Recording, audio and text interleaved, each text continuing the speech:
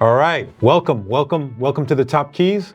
Glad to be here. Today I am joined by Andy Ingraham. Thanks for having me, Barad. So tell us about the organization and why it got created and who helped you create it. It's the National Association of Black Hotel Owners, Operators, and Developers.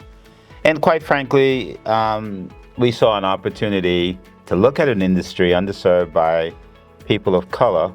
And by the way, just taking a piece from you guys, what you guys have done at AHOA, I figured out that why should African Americans, people of color, not follow AHOA lead and get into the hotel space? So what's two things? What's been your biggest lesson along the way? And what have you seen? I mean, we've known each other more than 10 years, but what change have you seen in the past 10 years when it comes to NABHOOD? Good question. Lesson along the way is we need money. Access to finance, capital. Access to capital. The good thing is that it's also about education. How do you instill upon people that the possibility of owning hotels? And I think for us, what I've learned along the way is people given an opportunity, educating about the hotel business do have the resources, or like we do at NABHOOD, right. we take the position that we can put multiple folks together and create winning deals. Evans Charles, right. First deal, Martinsville, Virginia, Holiday Inn Express. We put him with 4 guys at our conference in Atlanta, one being Paul Patel from New Jersey. And today he's now a seasoned developer, new hired in Washington, D.C. with a rooftop restaurant, and just won a deal worth $650 million. Right. Now think about it. The Washington, D.C. Project in Washington, D.C. around the ballpark. Right. So for us, and for me specifically, just looking at the idea of how we can change the paradigm. And the paradigm becomes knowledge education, and yes, we can do it. So, the challenge is, we're here in Miami today, at NABHOOD, at the Hyatt. The challenges that I think our members are facing is financing, labor, interest rates, insurance, brands. So, which of those, are you seeing movement in? Like what, Movement positive and negatively. All right. Well, labor cost is going to continue to skyrocket, and if we don't get control of what's going on with the economy, we're going to have a lot of issues. Yes, World Cup did give us a small uptick. Yeah, small bump, but not as much as we thought that would happen. But you're right, we have a litany of issues, and I think it's important for the economy to stabilize so that people can be sure of what they're doing next. We live in some uncertain times. Access to capital is going to be and continue to be an issue. The beauty is people will travel. They're just not traveling in terms of numbers that we really need to make a difference. But I don't see short term. I think we're in for an issue unless they can resolve some of these conflicts. Oil needs to go down. So if you get the attention of the president or Congress, what are the 2 or 3 things or one thing that you would say to them that they could do, say in the next few weeks or the next few months? What would be your advice to them? Fix the economy. Stop this war that we have in the Middle East because it's dragging down the markets. Let's be civil. You're not going to win all the time. If you ever negotiate a franchise agreement, sometimes you wonder why you're in the hotel business. But think about it. When you negotiate a franchise agreement, you want to win. Right. It is critical for both sides. I spent 2 weeks ago negotiating a franchise So you've always agreement. talked about the win-win formula. No question. Right? No question. And compromise is not a dirty word. Of course not. Right. So how can AHOA and NABHOOD work together to advocate for the entire industry? I think we have a commonality. We're in the hotel business. We're interested in creating generational wealth. For most of us, we're immigrants. And this is a great opportunity for all of us. Right. One of the things I heard today, an AHOA member should be a NABHOOD member, a NABHOOD member should be an AHOA member. I mean, think about it.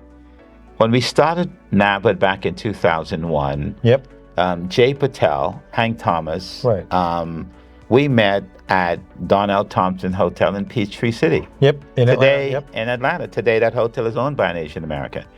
Andy, my namesake. And so for us, we were following the crumbs of AHOA. And I think for us, we're stronger together. Right. The American Hotel. Footsteps, not crumbs. Footsteps. Footsteps, Yeah. that's right, not crumbs, because NABHOOD, we didn't want to be just cleaning rooms. Right. We wanted to be owners. Right. You're going to hear from a speaker on Thursday, Donahue Peoples, first African American to build a hotel in Miami Beach resort.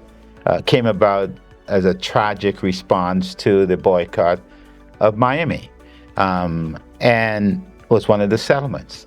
If you talk to Evans Charles, he would tell you that his impetus for getting into the hotel business, he went into a barbershop, heard somebody talk about a black guy owning hotels. Here's a kid that grew up on the wrong side of tracks in D.C. Literally, yeah. He went to see his dentist, and on the cover, on the coffee table in the dentist's office, was a magazine of Donahue Peoples. Yeah. So I think for us, it's important for HOA, it's important for NABHOOD to be that change agent and to become that beacon. We have 20, 30 young people here every year. We sponsor young people. We have a collaborative scholarship that we give the HOA. So it's 30, of the year. Right, it's 30 years. Talk a little bit about the scholarship and what you've seen happen. And, we can talk about our friend Mitch. What's going to be happening the next day or two? 30 years. It's a wonderful ride, and it gets exciting every day. I have to pinch myself every time I get up because it's really work, but it's really work that makes a difference. We're in the hospitality industry. We welcome people. We make them feel good about staying in our hotel rooms. But more importantly, we look at these young people, and look at the young lady that we have on Thursday, Stephanie Kendrick. Think about an African-American woman, the president of a brand, Loquinto. Right. And I'm immensely proud, and I spoke to her today, as a matter of fact, and I said, she serves as a beacon for all those individuals that said, you can't. Right. So in 30 years, I go back to when I first said, why can't we own hotels? A good friend of mine said, Andy, where are you from? Black people don't own hotels. Well, I had a drink with him last year, and he drank that same drink with me at a black-owned hotel, the Marriott Marquis in Washington, D.C., $545 million, 1,145 room, in a transitioning neighborhood, hiring people, changing the community. Yeah. And so you think about it, in 30 years, we've developed a new word. It's called NABHOOD, much of what you did with a HOA. And so it's interesting when I hear people mention NABHOOD, but what's more important? Second largest hotel company in America is run by an African-American par. Right. The only woman in America that runs a hospitality REIT is an African-American woman called Leslie Hill. Yep. So I think we're making steady progress. I think at the end of the day, there's more to go, a lot more to go. Sure. So what excites you? What challenges and what do young entrepreneurs look for when they come to NABHOOD? The ones that you talk to, especially now that we're 30 years in, what are we looking for? You know what? They're still looking for education. They're still looking for, gee, I can do that. And we provide, yes, you can. And secondly, they're looking to see what are the roadmap to get a deal done. Right. We've got a hotel called the Rook Hotel in South Boston in Virginia. This gentleman, an actor, has been working on this for 4 years. He's finally got on the ground and just ready to open. You know what?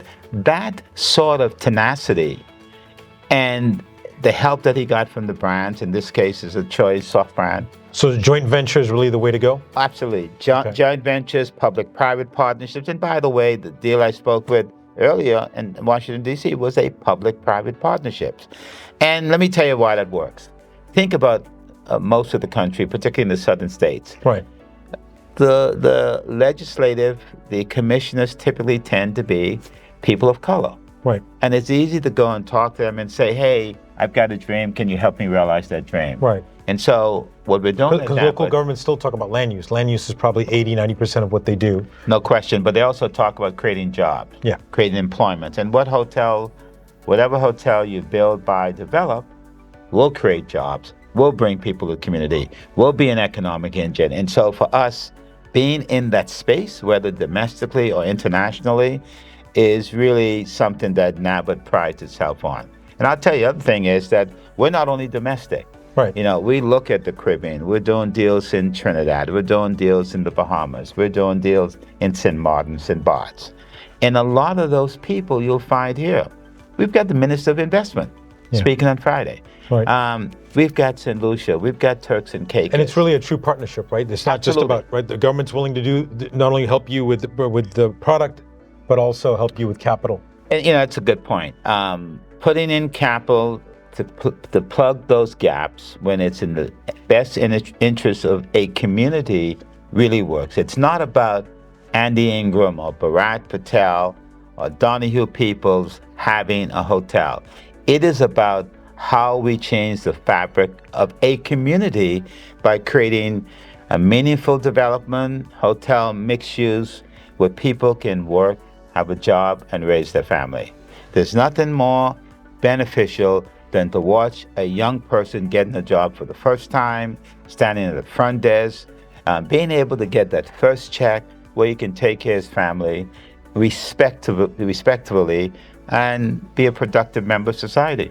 So let's do a lightning round with it. Do you prefer boutique hotels or full service hotels? And ones that make money. Beach or city hotel? Urban is good, but city hotels, you know, that's a lot of resorts. I mean, they tend to do well in specific areas. Leadership book that everyone should read? I like the one Mike Levin wrote and said, "It's not about you." Right. To me, those are great. But, you know, Sheila Johnson wrote a great book. I've got a friend coming here on Wednesday called Will Packer. He just wrote a book. I like to follow successful people. You know, Dick Gregory once told me if he was in Africa, he would never starve. Why? You've never seen a skinny gorilla. Right. You follow the gorilla. Everything he eats, I will eat. And therefore, you know, that's probably life lesson. Yeah, he was definitely a character. Favorite hotel you've ever stayed at? A bunch of them. I like Cuisinart in Anguilla. Now called Aurora. I like the Four Seasons in Nevis. Okay. Great hotels. Right. But I also like stayed at a nice boutique hotel in London. I can't remember the name of it. But when I booked the room, they asked if I wouldn't mind sharing a bathroom down the hallway. And I said no. One of those, you know, the European hotels. Right. Not my favorite hotel, by the way. Right. What's the one thing from today's conversation you think that the takeaway you'd want young entrepreneurs to take away?